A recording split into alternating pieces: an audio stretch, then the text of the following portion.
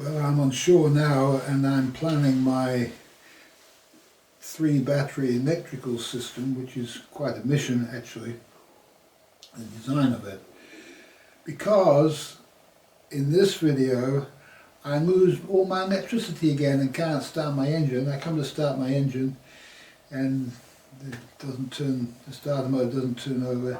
I tried the other 2 fully charged batteries with jumper cables, I can't get anything to work, and so I have to sail into rocky shore to find an anchorage in a sandy bay somewhere.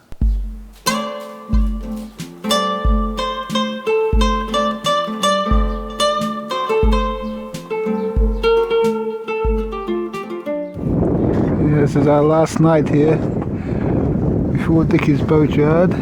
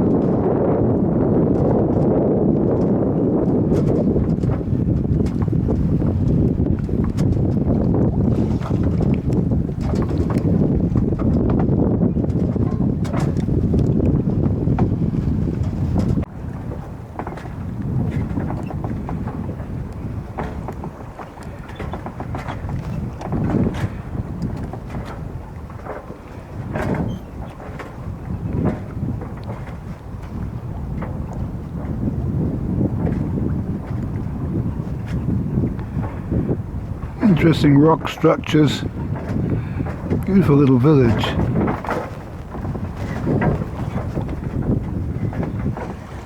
I'll show you something.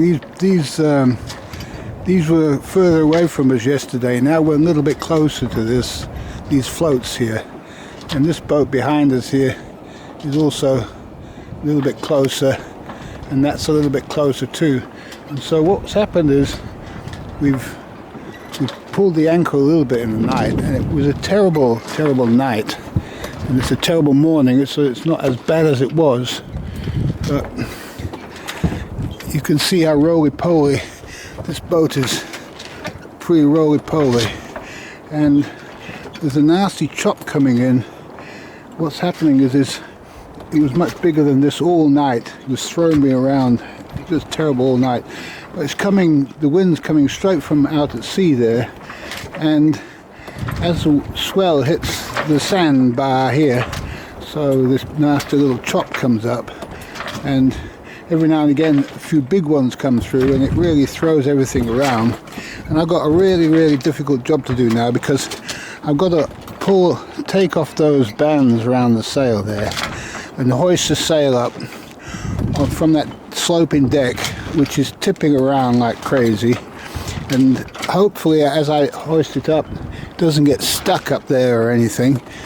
I have to make sure all this arrangement back here is loosened, because if I run into trouble with this arrangement here while I'm pulling it up, then I have to stop pulling it up and start moving around back down here, and you can get back up there again.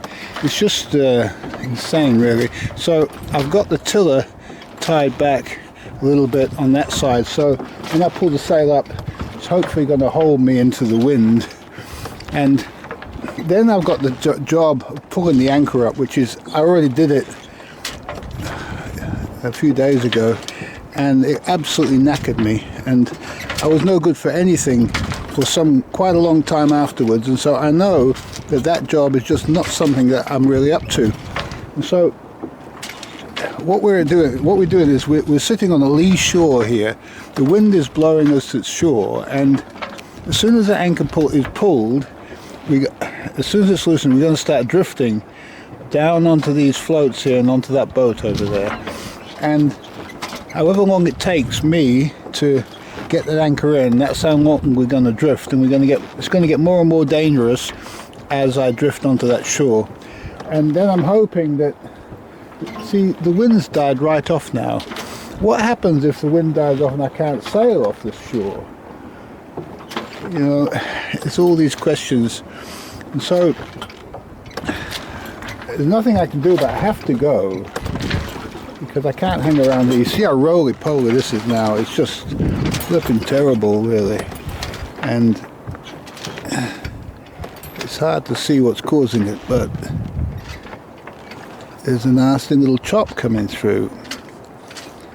And it's calmed down a bit now. And so to get that anchor all sorted, then I've got to get back onto here, get the boat sailing, get the head sail out, because if the head sail doesn't come out, see, I can't put the head sail out now because I won't be able to pull the anchor in. I'll get all tangled up in it. So I've got to get the head sail out then as soon as possible after I get back here into the cockpit. And hopefully that doesn't get all tangled up. If it does, I'm in shit street, really. And get this thing sailing into the wind. A little bit of wind coming now, but not much. So if we get becalmed here, the tide, this incoming tide, is just going to take me onto those rocks over there, really. So if that happens, I'm just going to abandon ship and say goodbye. Not to me, but to the boat. And I'll just say, well, we had a nice time. But you can see, this is not what I want to be. I don't want to be on a lee shore. That's the last place on earth I want to be. And I should have left yesterday. And the only reason I didn't leave yesterday was because Dickies Boatyard couldn't deal with it on a Sunday. That's all it was, really. And so all these people with appointments, it's just no good. They should have taken the day off on Monday. Look at this one. We've got a big chop coming through now. You can't really see it, but I don't know. It's pretty horrible stuff. And it just makes the boat tip and go from one side to the other. And it could throw me right off that deck, no problem at all. So I've got to be very, very careful. I've got to be holding on to something while I'm pulling that sail up. And it's not going to be easy at all. And it requires a lot of effort to pull that sail up. It's not an easy job. All of these stupid systems, they're just not adequate, really. You know, it requires too much effort to pull that sail up there. It's as simple as that. And, you know, probably needs a winch or something in the right place, some pulley system to help, some better system than what's on there. The square sail, you just hoist it up and that would be it, but no, but you wouldn't sail out of here with a square sail. That's the difficulty. I'm rambling on now, that's enough.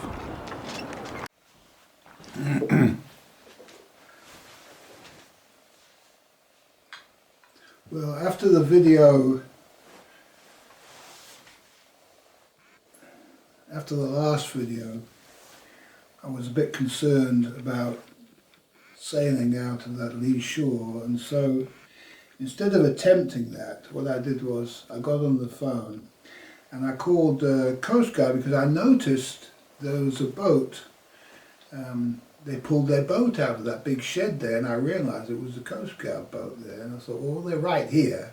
Maybe I'll give them a call and see if there's any help they can give me with this battery. And so, or just to get me to the shore. And so I called them, and they said they'll try and get hold of a local fisherman and to give me a hand. And the fisherman came over. You could see his little boat was just parked downwind of me. And he came over and we had a nice chat. And he took my boat, my battery, my good battery, my starter battery, over to the coastguard place. And they put it on charge for a few hours, and they brought the thing back again.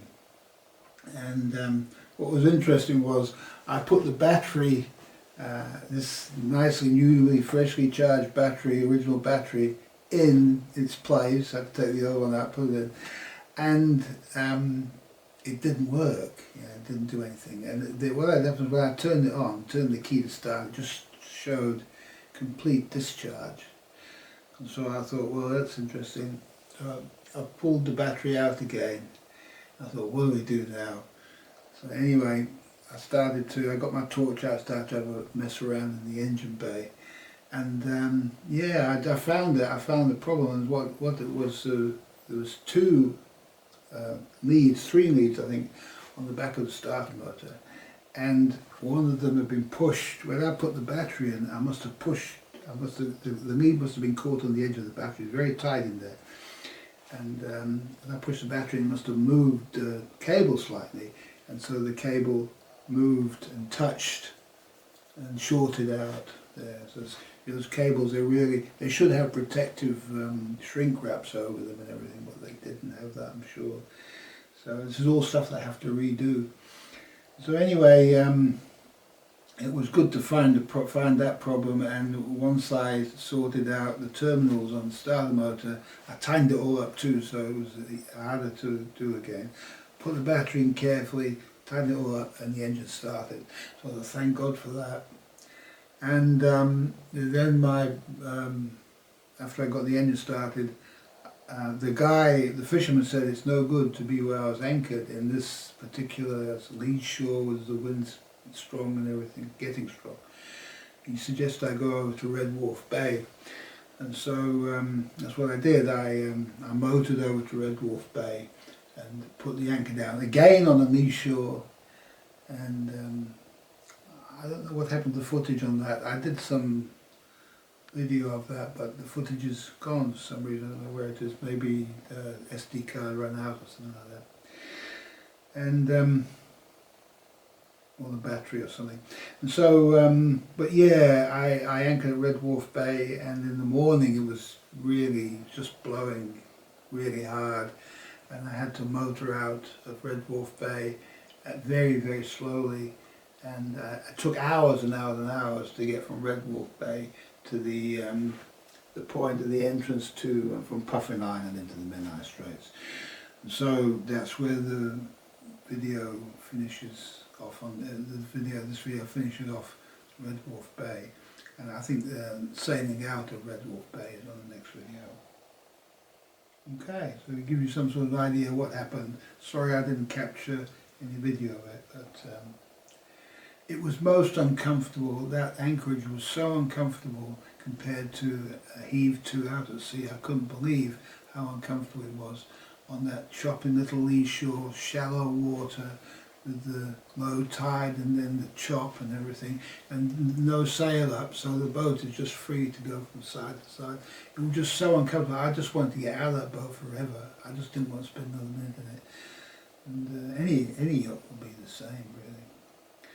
So yeah, just share these experiences with you, so maybe it helps you in your own journey, in your own passage, because I know many people have little experience. I have a lot of experience at sea, not with this particular sailing boat, and you can see how difficult it is for me. And so you want to think twice about just buying a sailing boat and think that you're going to sail, because that's what these YouTube videos, a lot of these YouTube videos where everyone just smiles and don't say about all these things that happen at sea, and just show the nice dolphins and underwater activity and all that.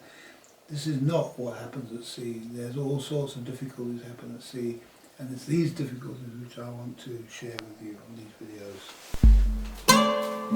videos.